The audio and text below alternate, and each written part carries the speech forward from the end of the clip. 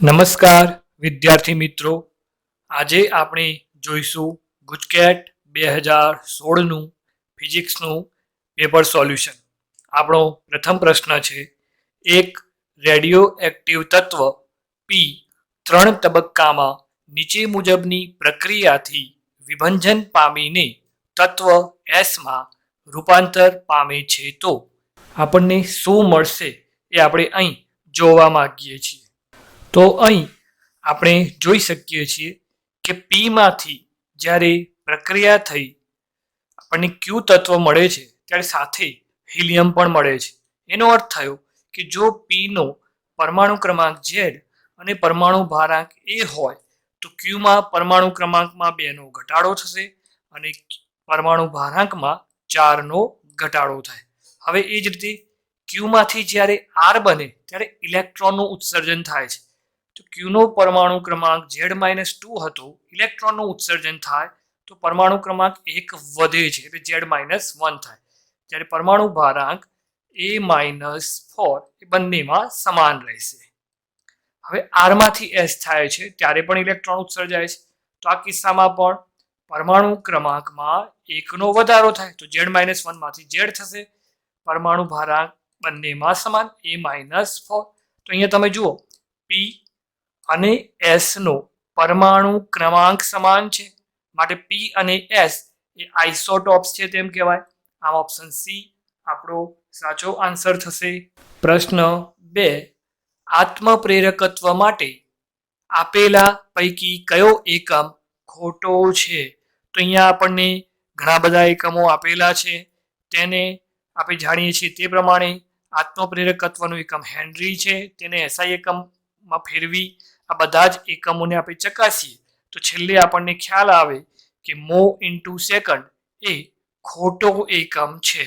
પ્રશ્ન 3, 5 MeV ઉર્જા ધરાવતો આલ્ફા કણ હેડ-ઓન સંઘાત અનુભવે છે. જો Z બરાબર 50 પરમાણુ ક્રમાંક ધરાવતા ન્યુક્લિયસથી તેનું ડિસ્ટન્સ ઓફ ક્લોઝેસ્ટ એપ્રોચ ઇજ ખાલી જગ્યા ગુણ્યા 10⁻14 મીટર. તો અહીં આપણે ડિસ્ટન્સ ઓફ ક્લોઝેસ્ટ એપ્રોચ શોધવો છે. તો આપણે જાણીએ છીએ તે પ્રમાણે ગતિ ઉર્જા K બરાબર K ઇન્ટુ 2E આલ્ફા કણ ઇન્ટુ ZE જેની સાથે સંઘાત થાય છે તે ભાગ્યા R. અહીં K એ કુલંબ અચળાંક છે.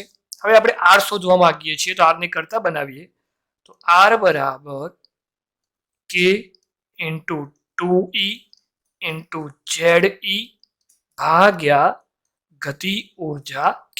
તો અહીંયા આપણે કિંમતો મૂકી દઈએ તો K ની કિંમત છે 9 ગુણ્યા 10⁹ ગુણ્યા 2, Z આપણને આપેલો છે 50 તો E ઇન્ટુ E સ્ક્વેર થાય તો એના મુજબ 1.6 ગુણ્યા 10⁻19 વર્ગ અને ભાગ્યા ગતિ ઉર્જા K ની કિંમત છે 5 MeV તો 5 ગુણ્યા મેગા માટે 10⁶ અને EV માટે 1.6 ગુણ્યા 10⁻19. તો હવે તેને આપણે કેલ્ક્યુલેટરની મદદથી ઉકેલીએ તો આપણને R બરાબર 2.88 ગુણ્યા 10⁻14 મીટર મળે છે. તો 10⁻14 ઓલરેડી આપેલ છે તો આપણો જવાબ થશે 2.88.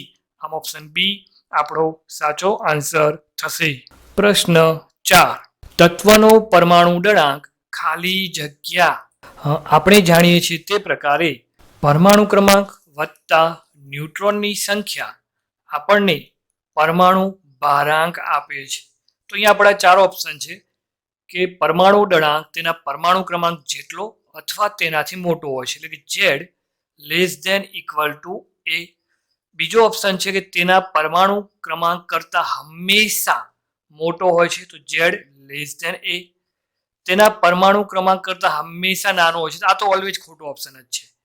અને ડી કેટલાક કિસ્સામાં તેના પરમાણુ ક્રમાંક કરતાં મોટો અને બીજા કેટલાકમાં નાનો હોય છે તો આ પણ ખોટો ઓપ્શન છે. તો આપણે અહીંયા ચકાસણી કરીએ તો હાઇડ્રોજન પરમાણુ માટે Z અને A સરખા છે, જ્યારે બાકીના પરમાણુઓ માટે એ હંમેશા Z થી મોટો હોય છે. તો આવી કન્ડિશન ફક્ત A માં સંતોષાય છે, માટે ઓપ્શન A આપણો સાચો આન્સર થશે. પ્રશ્ન 5. સમાન દળ અને સમાન વિદ્યુતભાર ધરાવતા બે કણો જ્યારે એકબીજાથી અમુક અંતરે રહેલા હોય ત્યારે તેમની વચ્ચે લાગતું અપાકર્ષી વિદ્યુત બળ તેમનામાંથી એકના વજન જેટલું હોય તો તેમની વચ્ચેનું અંતર ખાલી જગ્યા ગુણ્યા 10⁻1 મીટર હશે. તો અહીં આપણને સમાન દળ અને સમાન વિદ્યુતભાર ધરાવતા બે કણો વચ્ચે લાગતું અપાકર્ષી વિદ્યુત બળ એટલે કે kq²/r² એ કોઈ એકના વજન જેટલું એટલે કે mg જેટલું છે તેમ કહેલ છે. તો અહીં આપણે આરની કરતા બનાવીએ તો r² બરાબર kq²/mg. તો અહીં આપણે સૂત્રમાં કિંમતો મૂકી દઈએ તો r² બરાબર k ની કિંમત તો 9 × 10⁹ ગુણ્યા q ની કિંમત તો 1.6 × 10⁻19 અને તેનો વર્ગ ભાગ્યા કણનું દળ પણ આપણને આપ્યું છે 1.66 × 10⁻27 અને જીની કિંમત છે 10. તો અહીં જ્યારે આપણે તેને કેલ્ક્યુલેટરની મદદથી ઉકેલીએ છીએ તો આપણને અંતર r બરાબર 1.2 મીટર મળે છે. તો અહીં તમે જુઓ તો 1.16 1.15 1.17 1.18 બધાને 1.2 લખી શકાય, પણ નજીકનો ઓપ્શન એ 1.18 છે અને ગુજકેટ આન્સર કી પ્રમાણે પણ 1.18 જવાબ જ છે, માટે આપણે ઓપ્શન ડીને સાચો આન્સર તરીકે સ્વીકારીશું. પ્રશ્ન 6. કુલમ્બ અચળાંક કેનું પારિમાણિક સૂત્ર ખાલી જગ્યા છે. અહીં વિદ્યુત પ્રવાહનું પરિમાણ સૂત્ર I લો. તો આપણે જાણીએ છીએ તે પ્રમાણે વિદ્યુત બળ F બરાબર kq²/r² સૂત્ર અનુસાર શોધી શકાય છે. તો અહીં કુલમ્બ અચળાંકને કરતા બનાવીએ તો k બરાબર Fr²/q². તો હવે કુલમ્બ અચળાંકનું પારિમાણિક સૂત્ર k બરાબર તો બળનું પારિમાણિક સૂત્ર m1l1t−2 છે. અહીં અંતરનો વર્ગ છે તો તેનું પરિમાણ થશે L2 ભાગ્યા વિદ્યુતભારનો વર્ગ છે, પણ વિદ્યુત પ્રવાહ એટલે પ્રવાહ ગુણ્યા સમય તો IT અને તેનો પણ વર્ગ છે એટલે I² T², કારણ કે અહીંયા આપણને વિદ્યુત પ્રવાહનું પરિમાણ લેવાનું કહ્યું છે. તો છેદને અંશમાં લઈ જઈશું આપણે તો આપણને m1 L1 અને L2 છે તો L3 મળશે, T 2 ઉપર જશે એટલે માઇનસ થઈ જાય તો T−4 અને I−2 મળે. તો આપણને આવો ઓપ્શન અહીંયા જોઈએ તો m1 L2 T−4 A−2 I−2 option એમાં મળે છે, માટે ઓપ્શન એ આપણો સાચો આન્સર થશે. પ્રશ્ન 7.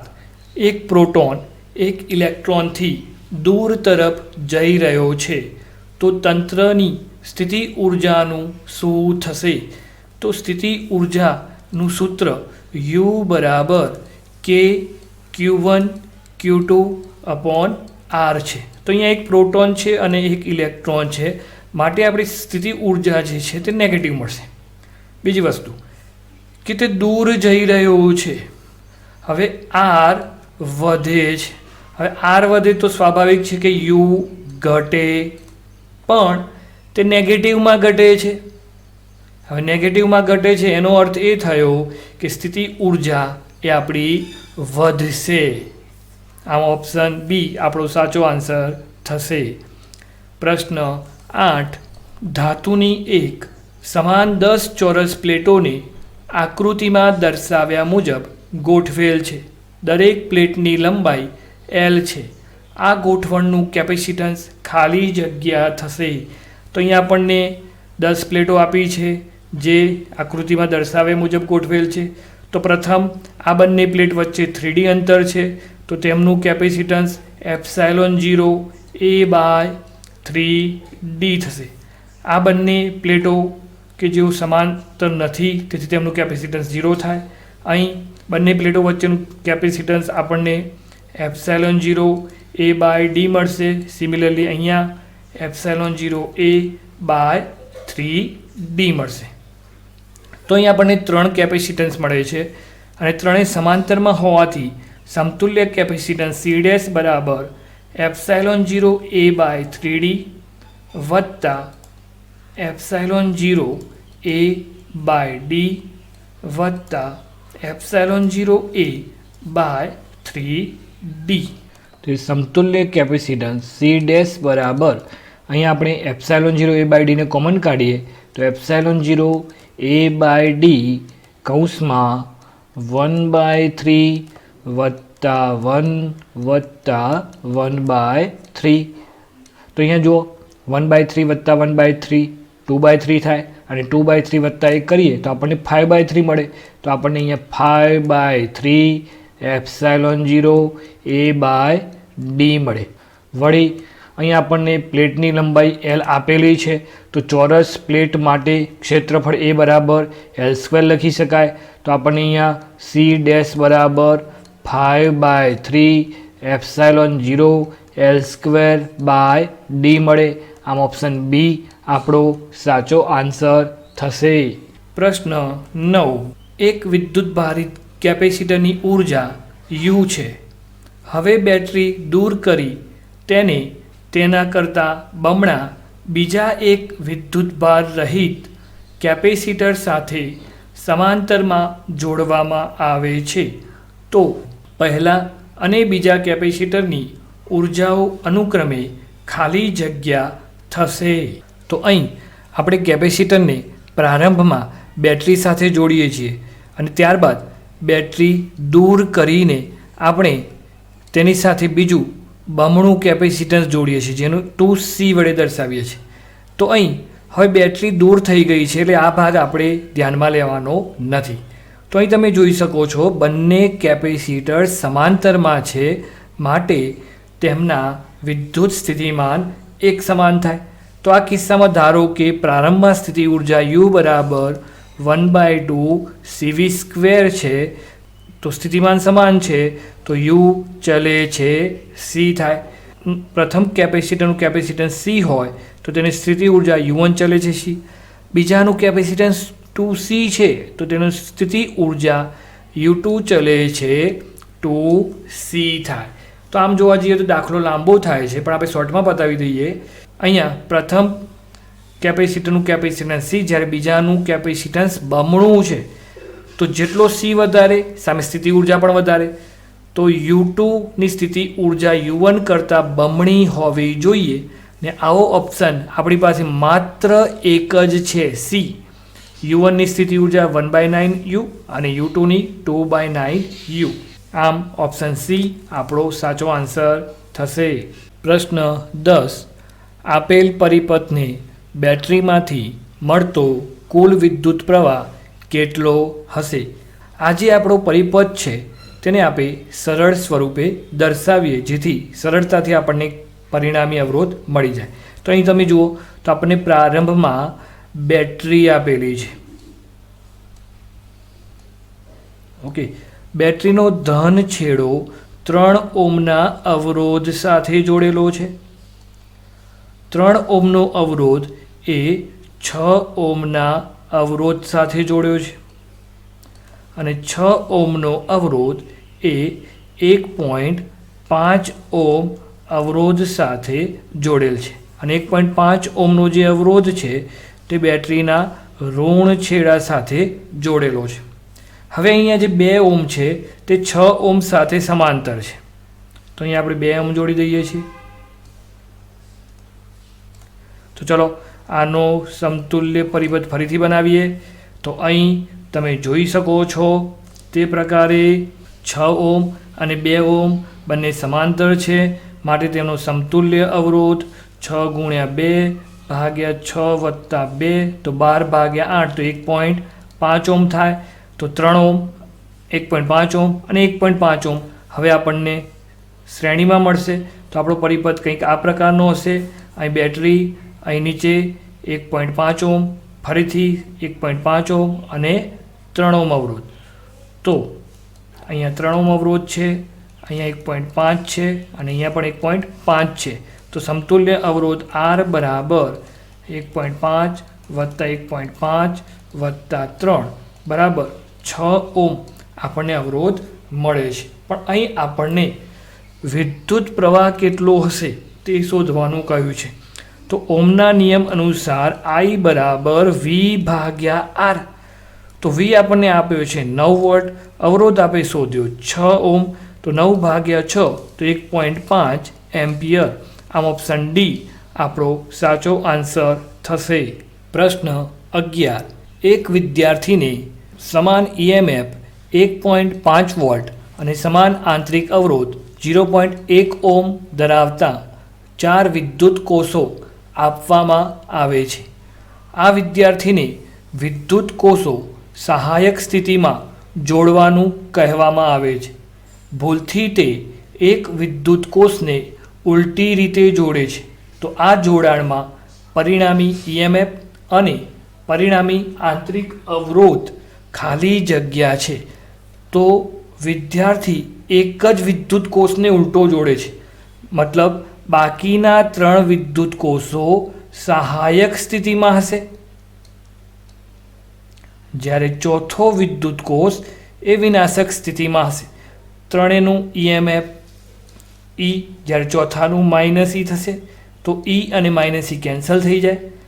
તો અહીં આપણને પરિણામી EMF 2E અને એની કિંમત આપણને આપી છે તો 2 ગુણ્યા 1.5 એટલે કે 3 વોલ્ટ મળશે. પણ ચારેય વિદ્યુત કોષોનો આંતરિક અવરોધ શ્રેણીમાં થાય તો 4R એ સમતુલ્ય અવરોધ થશે. તો 4 ગુણ્યા 0.1 બરાબર 0.4 ઓમ. તો આમ EMF 3 વોલ્ટ અને અવરોધ 0.4 ઓમ માટે ઓપ્શન સી આપણો સાચો આન્સર થશે. પ્રશ્ન 12. એક ઇલેક્ટ્રિક હીટર દ્વારા આપેલ જથ્થાનું પાણી 5 મિનિટમાં ઉકળવા લાગે છે. જો આ હીટરને લાગુ પાડવામાં આવતો સપ્લાય વોલ્ટેજ અડધો કરવામાં આવે તો આટલા જ જથ્થાનું પાણી ખાલી જગ્યા મિનિટમાં ઉકળશે. હીટરનો અવરોધ અચળ રહે છે તેમ ધારો. તો આપણે જાણીએ છીએ કે ઉષ્મા ઉર્જા I²RT સૂત્ર વડે દર્શાવી શકાય. એ જ રીતે ઉષ્મા ઉર્જા માટે MC × ΔT સૂત્ર પણ લખી શકાય. અહીંયા આપણે બંનેની સરખામણી કરી છે, જ્યાં M એ પાણીનું દળ છે, C વિશિષ્ટ ઉષ્મા છે અને ΔT એ તાપમાનનો તફાવત છે. તો હવે આપણને કહ્યું છે કે એટલા જ જથ્થાનું પાણી છે પણ વોલ્ટેજ અડધો કરવામાં આવે છે. તો ઓમના નિયમ અનુસાર V ચલે છે I છે. તો જો વોલ્ટેજ અડધો થાય તો પ્રવાહ પણ અડધો થઈ જશે.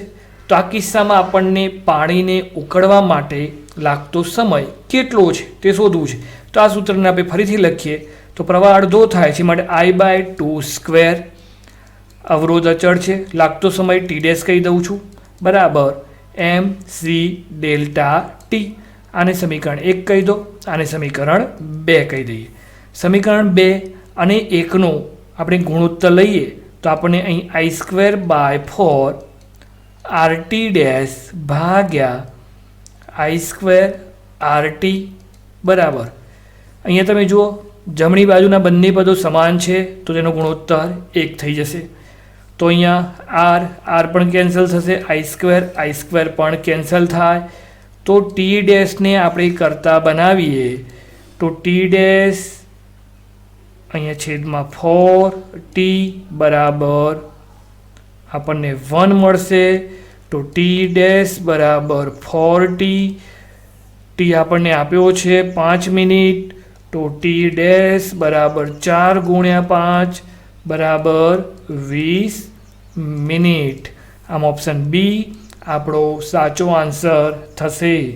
પ્રશ્ન 13.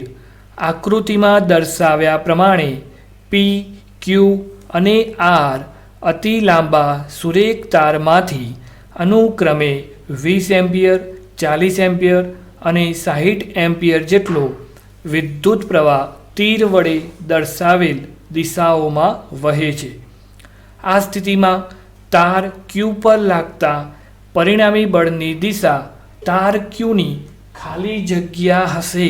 તો અહીંયા જુઓ, જો પ્રવાહ એક જ દિશામાં વહેતો હોય તો આકર્ષણ બળ લાગે, પણ વિરુદ્ધ દિશામાં વહે તો અપાકર્ષણ બળ લાગે. તો અહીંયા પી અને ક્યુ વચ્ચે અપાકર્ષણ લાગશે.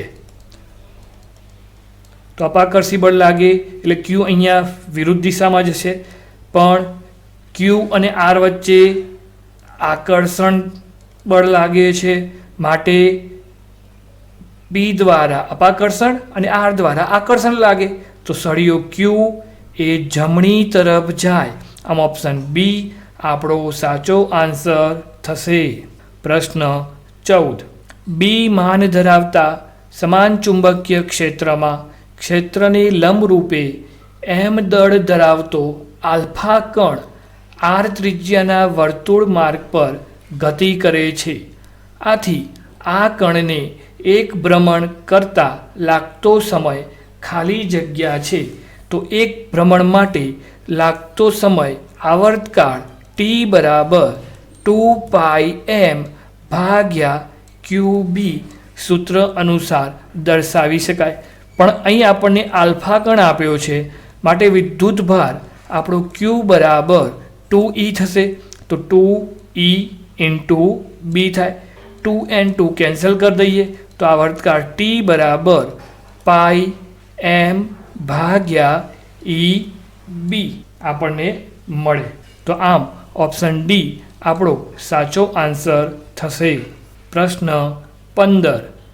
એક વિદ્યુત ભારિત કણ નિયમિત ચુંબકીય ક્ષેત્રમાં ગતિ કરે છે તો વિદ્યુત ભારિત કણ જ્યારે નિયમિત ચુંબકીય ક્ષેત્રમાં ગતિ કરે ત્યારે તે વર્તુળાકાર પથમાં ગતિ કરતો હોય છે. તો આ કિસ્સામાં તેની અદિશ રાશિ અચળ રહે, પરંતુ દિશા બદલાય છે, માટે સદિશ રાશિ પણ બદલાય છે.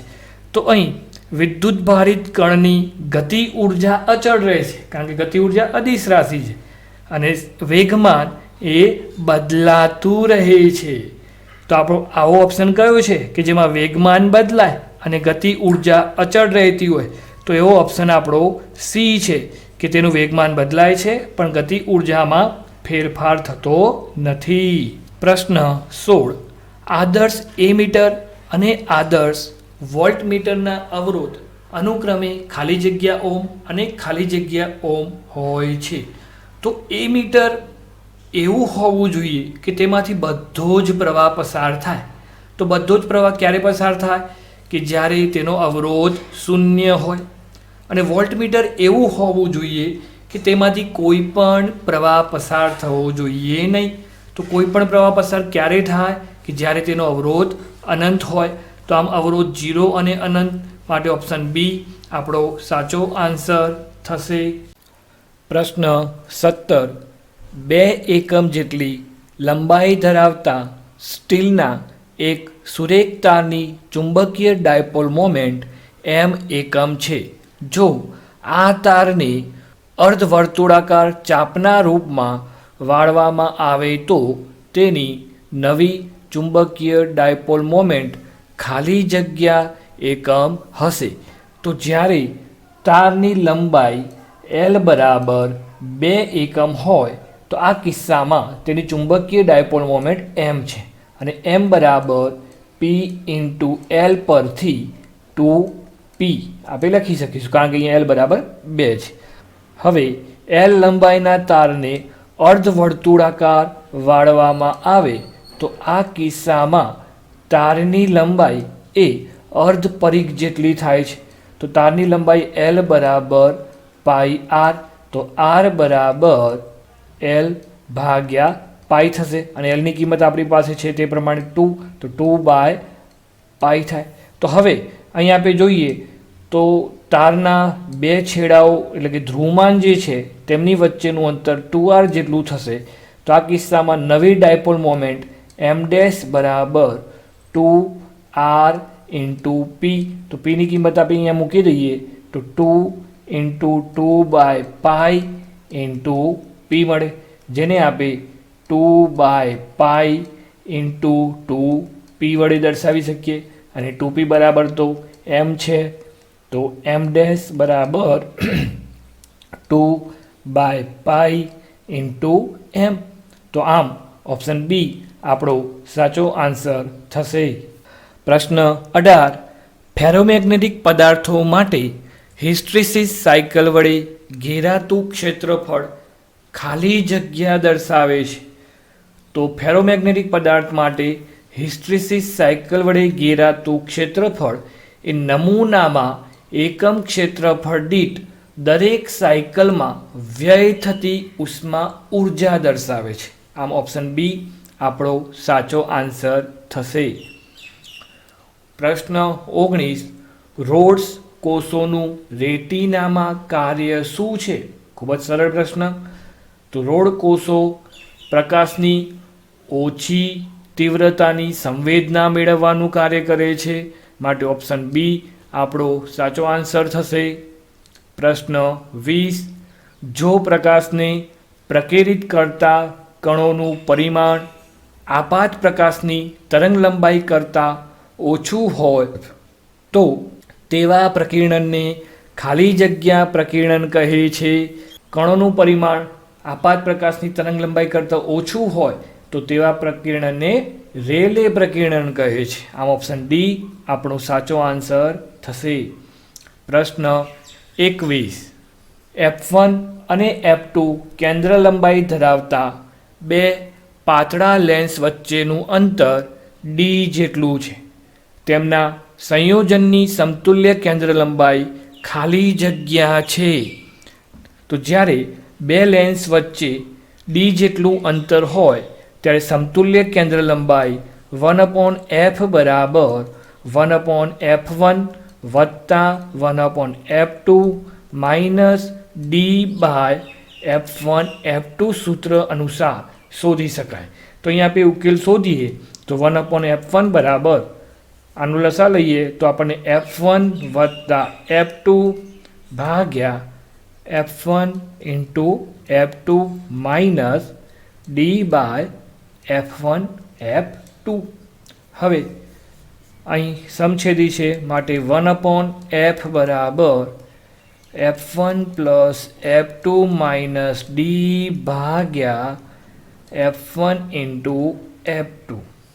તો આપણે આને વ્યસ્ત કરીએ તો આપણને f બરાબર f1 f2 ભાગ્યા f1 plus f2 minus D. તો અહીં આપણે જોઈ શકીએ છીએ કે આપણને આપેલા ચારેય ઓપ્શન એ જવાબ સાથે સુસંગત નથી, કારણ કે ચારેય ઓપ્શન ખોટા છે.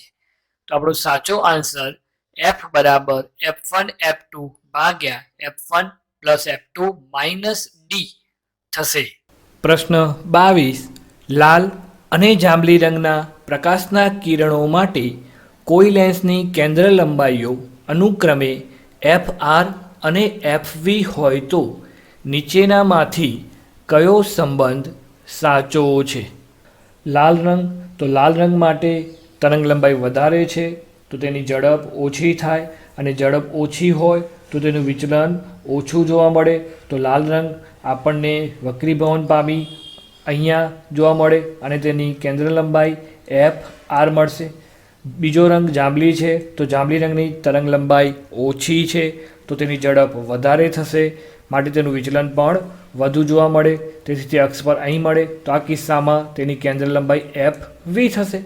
તો આકૃતિ પરથી સ્પષ્ટ દેખાય છે કે લાલ રંગની કેન્દ્ર લંબાઈ એ જાંબલી રંગની કેન્દ્ર લંબાઈ કરતાં વધુ છે, માટે ઓપ્શન બી આપણો સાચો આન્સર થશે. પ્રશ્ન 23.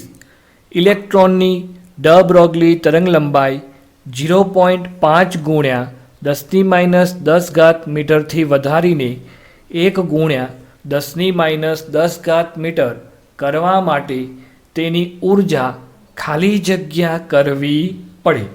તો આપણે જાણીએ છીએ તે પ્રમાણે દ બ્રોગલી તરંગ લંબાઈ લેમ્બડા બરાબર h ભાગ્યા પી, જ્યાં પી વેગમાન છે અને આપણે પીની જગ્યાએ square root of 2m k લખી શકીએ છીએ અને કે ગતિ ઉર્જા દર્શાવે છે. તો અહીં તમે જોઈ શકો છો h અચળ છે, ઇલેક્ટ્રોન છે, માટે m પણ અચળ કહી શકાય. તો તરંગ લંબાઈ એ રૂટ કેના 1/√k સમપ્રમાણમાં છે. તો હવે રૂટ કે ચલે છે 1/λ પણ લખી શકાય. તો આ કિસ્સામાં કે ચલે છે 1/λ² થશે. તો આમ k1 ગતિ ઉર્જા હોય ત્યારે k1 ચલે છે 1/λ² થશે. એ જ રીતે નવી ગતિ ઉર્જા k2 ચલે છે 1/λ² થશે. તો આમ તરંગ લંબાઈ λ1 બરાબર 0.5 × 10⁻10 મીટર થી 1 × 10⁻10 એટલે કે λ2 જે છે એ λ1 થી બમણો છે. તો λ2 બરાબર λ1 આપણે લખી શકીએ છીએ. તો હવે ગતિ ઉર્જાનો ગુણોત્તર કરીએ તો k2/k1 બરાબર, તો અહીંયા આપણને λ1² મળશે, જ્યારે અહીંયા λ2² મળશે. તો λ1² ભાગ્યા λ2ની જગ્યાએ 2λ1, તો 2λ1 વર્ગ, λ1² કેન્સલ થશે. તો k2/k1 બરાબર 1/4. તો આમ ગતિ ઉર્જા k2 બરાબર k1/4. તો આમ પ્રારંભિક ઉર્જા કરતાં ચોથા ભાગ નહીં થાય, માટે ઓપ્શન ડી આપણો સાચો ઉત્તર થશે. પ્રશ્ન 24. સોડિયમ ધાતુની થ્રેશોલ્ડ તરંગ લંબાઈ λ0 6800 એંગસ્ટ્રમ છે, તો તેનું વર્ક ફંક્શન ફાઈ બરાબર ખાલી જગ્યા ગુણ્યા 10⁻19 જૂલ.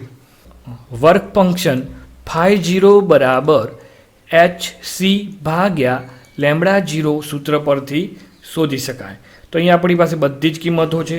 hની કિંમત તો 6.625 ગુણ્યા 10⁻34 ગુણ્યા c, તો cની કિંમત છે 3 × 10⁸ ભાગ્યા તરંગ લંબાઈ આપણી પાસે છે 6800 એંગસ્ટ્રમ, એટલે કે 6800 × 10⁻10. તો તેને આપણે કેલ્ક્યુલેટરની મદદથી ઉકેલીએ તો આપણને 2.9 ગુણ્યા 10⁻19 જૂલ જવાબ મળે છે. પણ 10⁻19 જૂલ ઓલરેડી આપેલ છે, માટે ખાલી જગ્યામાં આપણો જવાબ થશે 2.9. આમ ઓપ્શન એ આપણો સાચો આન્સર થશે. પ્રશ્ન 25. સ્ટેપ ડાઉન ટ્રાન્સફોર્મર માટે ખાલી જગ્યા વિકલ્પ સાચો છે. તો અહીં આપણને આદર્શ ટ્રાન્સફોર્મર લખીને નથી આપ્યું. એનો અર્થ થાય કે આ વ્યવહારુ ટ્રાન્સફોર્મર છે. તો આપણે જાણીએ છીએ તે પ્રમાણે વ્યવહારુ ટ્રાન્સફોર્મરમાં આઉટપુટ પાવર એ ઇનપુટ પાવર કરતાં ઓછો હોય છે. આમ ઓપ્શન બી આપણો સાચો આન્સર થશે. પ્રશ્ન 26. LCR એસી પરિપથ માટે અનુનાદ આવૃત્તિ 5000 હર્ટ્ઝ અને હાફ પાવર બિંદુઓએ આવૃત્તિઓ 4950 હર્ટ્ઝ અને 5050 હર્ટ્ઝ છે. તો ક્યુ ફેક્ટર ખાલી જગ્યા હશે. તો ક્યુ ફેક્ટર બરાબર ω0 ભાગ્યા ડેલ્ટા ઓમેગા વડે લખી શકાય, જ્યાં ω0 એ આપણી કોણીય અનુનાદ આવૃત્તિ છે. તો ω0 ને આપણે 2πf0 વડે લખી શકીએ, જ્યારે ડેલ્ટા ઓમેગાને 2π∆f વડે લખી શકાય. અહીં 2π કેન્સલ થશે. તો ક્યુ ફેક્ટર બરાબર f0 આપણી પાસે છે 5000 હર્ટ્ઝ ભાગ્યા ∆f, એટલે કે આવૃત્તિઓનો તફાવત. તો 5050 ઓછા 4950 કરીએ તો આપણને 100 મળશે. તો અહીંયા 1 1 0 કેન્સલ થાય, તો આપણને ક્યુ ફેક્ટર 50 મળે છે. આમ ઓપ્શન સી આપણો સાચો આન્સર થશે. પ્રશ્ન 27. બે વક્રીભવન ધરાવતા માધ્યમમાં 5000 એંગસ્ટ્રમ તરંગ લંબાઈવાળા વિદ્યુત ચુંબકીય તરંગનો વેગ ખાલી જગ્યા મીટર પર સેકન્ડ છે. તો આપણે જાણીએ છીએ તે પ્રમાણે વક્રીભવનાંક n બરાબર શૂન્યાવકાશમાં પ્રકાશનો વેગ ભાગ્યા માધ્યમમાં પ્રકાશનો વેગ.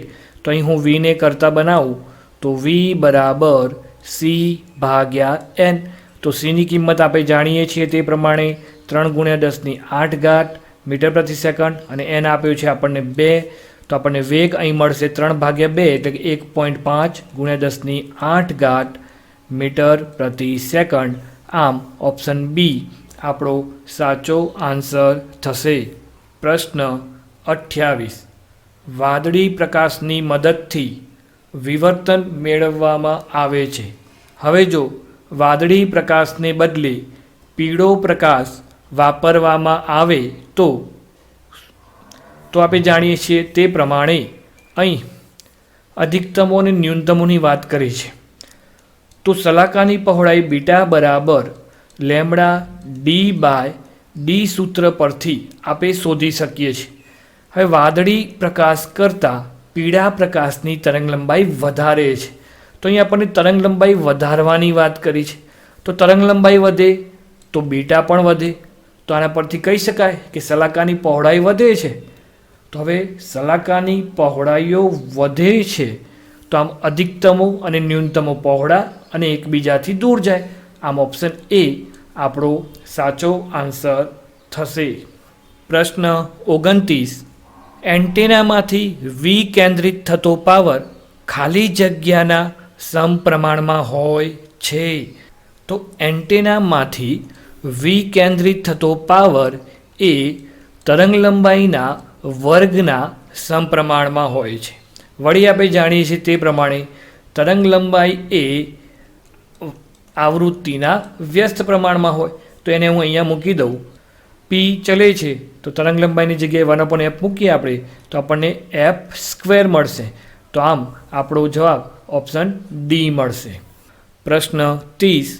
એક એસી એલસીઆર શ્રેણી પરિપથ માટે અનુનાદી આવૃત્તિ માટે નીચેનામાંથી કયો વિકલ્પ ખોટો છે? તો અહીં આપણને 4 વિકલ્પ આપ્યા છે અનુનાદ આવૃત્તિ માટે.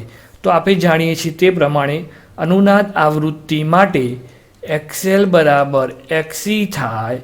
તો XL બરાબર XC હોય તો આપણને Z બરાબર R મળે. ઓકે, તો અહીંયા આપણે ઓપ્શનો ચેક કરીએ તો નીચેથી ચેક કરીએ છીએ. ઇમ્પિડન્સ માત્ર વાસ્તવિક ભાગ ધરાવશે. સાચી વાત છે, ઇમ્પિડન્સમાં માત્ર વાસ્તવિક ભાગ હોય છે.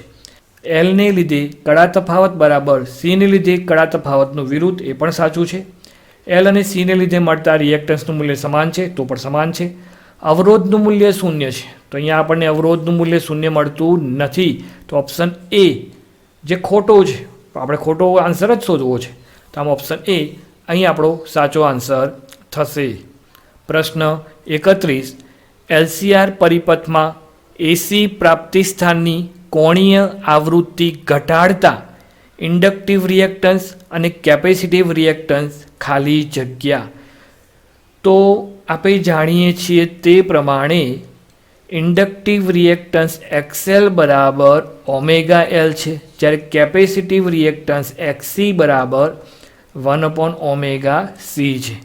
હવે કોણીય આવૃત્તિ ઓમેગા હું અહીંયા ઘટાડું છું તો કોણીય આવૃત્તિ ઘટે તો આપણો XL પણ ઘટે અને અહીં ઓમેગા ઘટે છે માટે XC વધે.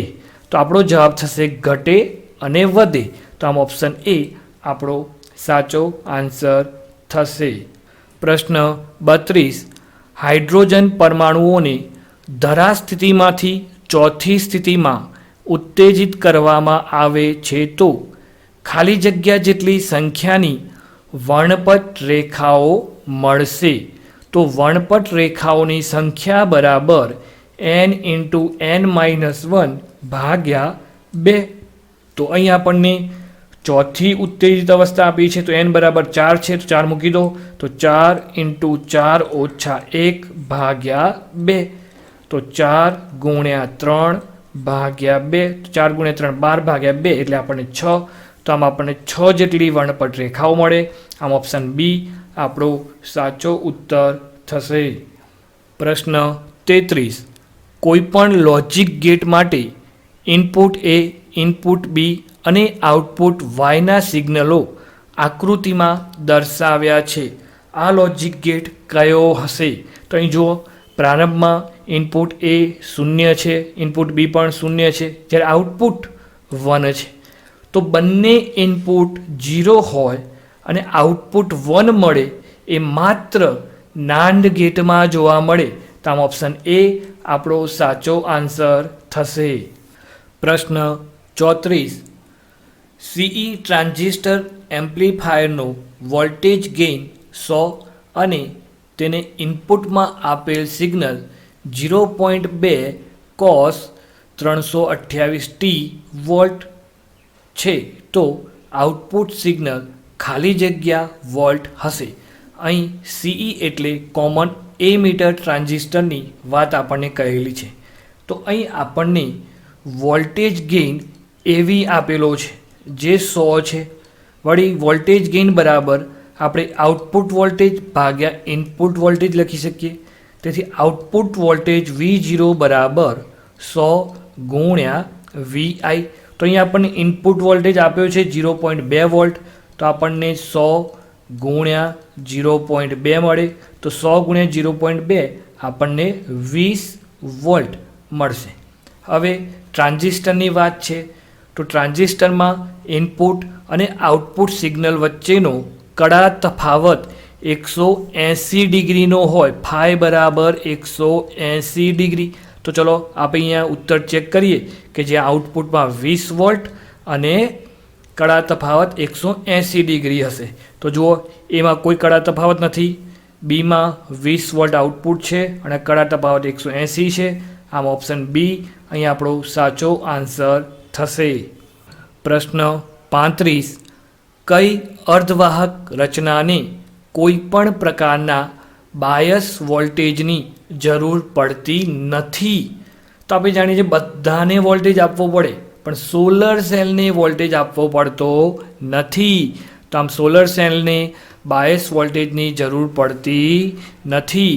માટે ઓપ્શન બી આપણો સાચો આન્સર થશે.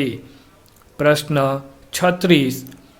10 મેગાહર્ટ્ઝ આવૃત્તિવાળા તરંગનું ક્ષમતાપૂર્વક ટ્રાન્સમિશન કરવા માટે એન્ટેનાની ઓછામાં ઓછી લંબાઈ ખાલી જગ્યા હોવી જોઈએ.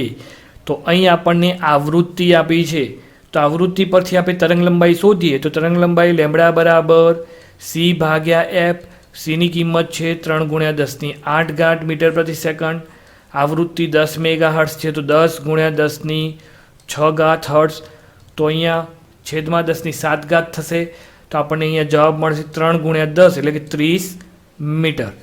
તો એન્ટેનાની ઓછામાં ઓછી લંબાઈ એ તરંગ લંબાઈના ચોથા ભાગની હોવી જોઈએ. તો તરંગ લંબાઈ 30 મીટર છે, તો 30 ભાગ્યા 4 બરાબર 7.5 મીટર મળે. આમ ઓપ્શન બી આપણો સાચો આન્સર થશે. પ્રશ્ન 37. જો ગામા કિરણો, ક્ષ કિરણો અને માઇક્રો તરંગોની તરંગ લંબાઈઓ અનુક્રમે લેમ્બડા ગેમા, લેમ્બડા એક્સ અને લેમ્બડા એમ હોય તો અહીં આપણને તરંગ લંબાઈઓમાં મોટું કોણ, નાનું કોણ એ પૂછ્યું છે. તો આપણે જાણીએ છીએ તે પ્રમાણે ગામા કિરણો કેન્સરની સારવાર માટે વપરાય છે. એટલે કે એની ઉર્જા સૌથી વધુ છે. હવે ઉર્જા સૌથી વધુ હોય તો આવૃત્તિ પણ સૌથી વધુ થાય. તો હવે આવૃત્તિ વધારે છે તો તેની તરંગ લંબાઈ એ સૌથી ઓછી થશે. ઓકે, તો એના પછી આવશે એક્સરે. તો એક્સરેની તરંગ લંબાઈ ગામા કરતાં વધારે હશે અને સૌથી વધુ તરંગ લંબાઈ છેલ્લો વધ્યો એ આપણો માઇક્રો તરંગ, તો લેમ્બડા એમ.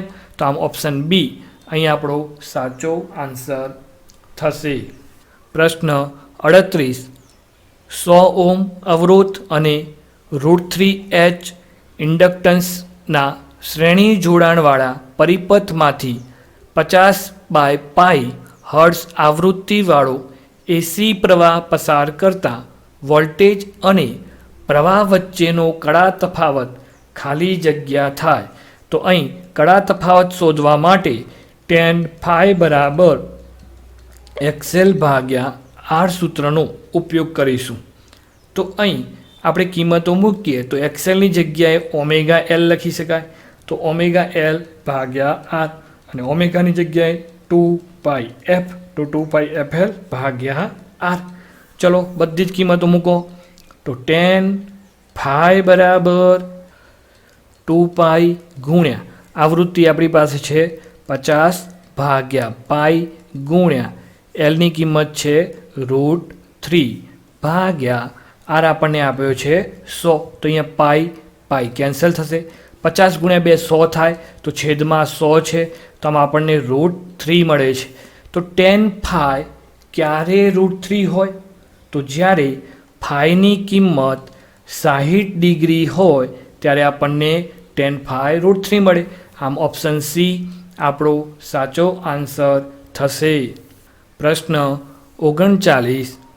એક સ્લિટથી થતા ફ્રોનહોફર વિવર્તનમાં સ્લિટની પહોળાઈ 0.01 સેન્ટીમીટર છે.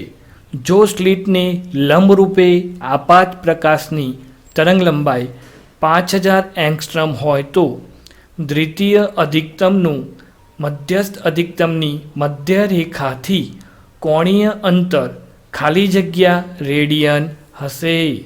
તો અધિકતમ મેળવવા માટેની શરત d sin થીટા બરાબર 2n + 1 λ/2 સૂત્ર પરથી આપી શકાય.